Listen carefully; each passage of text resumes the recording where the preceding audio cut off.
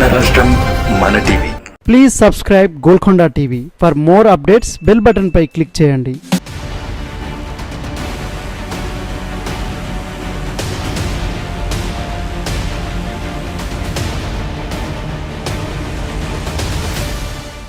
భారతీయ జనతా పార్టీలో ఆధిపత్య వైఖరి నివురుగప్పిన నిప్పులా ఉందా? ఈ ఎన్నికల తర్వాత అది బయటపడనుందా? ప్రధానమంత్రి నరేంద్ర మోడీ, బీజేపీ మాజీ జాతీయ అధ్యక్షుడు, కేంద్ర మంత్రి నితిన్ గడ్కరీల మధ్య ఇది రాజుకుంటుందా? నాగపూర్లో గడ్కరీని ఓడించటానికి మోడీ, షాలు ప్రయత్నించారా? అంటే రాజకీయ వర్గాలు నిజమేనని అంటున్నాయి.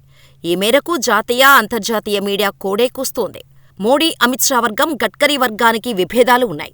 ఈ ఎన్నికల్లో గడ్కరీకి అనుకూల వర్గంగా ఉన్న 1,50,000 మంది నాగపూర్ ఓటర్ల పేరు జాబితాలో మాయమైనట్టు సమాచారం. దీనికి తోడు ఎన్నికల సమయంలో గడ్కరీకి సపోర్టుగా మోదీ, షా ఎలాంటి ప్రచారం చేయలేదు. బీజేపీ స్టార్ క్యాంపెయినర్ల జాబితా నుండి మోడీ, గడ్కరీ పేరును పక్కన పెట్టారు. వీటన్నింటినీ పరిగణలోకి తీసుకొని తదుపరి చర్యలకు ఉపక్రమించాలని గడ్కరీ భావిస్తున్నట్టు తెలుస్తోంది. ఇటీవల నడ్డా, షాలు ఆర్ఎస్ఎస్ అవసరం బీజేపీకి లేదని వ్యాఖ్యానించారని తెలుస్తోంది. గడ్కరీకి ఆర్ఎస్ఎస్ దగ్గర కాబట్టి ఈ వ్యాఖ్యలు చేశారని భావిస్తున్నారు. ఈ మేరకు గడ్కరీ ఆర్ఎస్ఎస్ కీలక నేతలను సంప్రదిస్తున్నట్టు తెలుస్తోంది.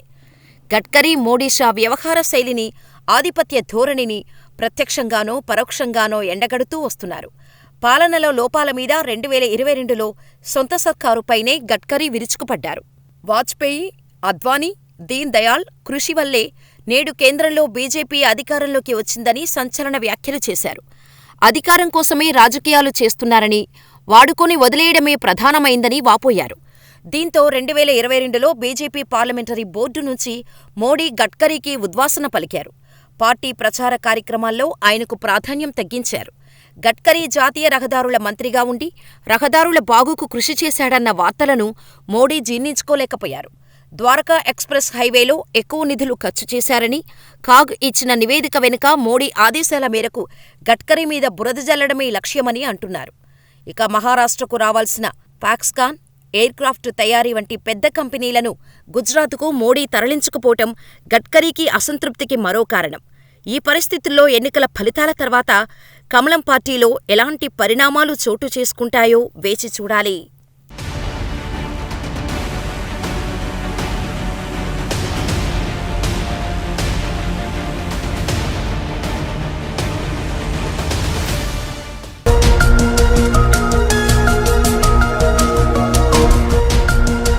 సత్యాలు చెప్పడానికి సాహసం కావాలి.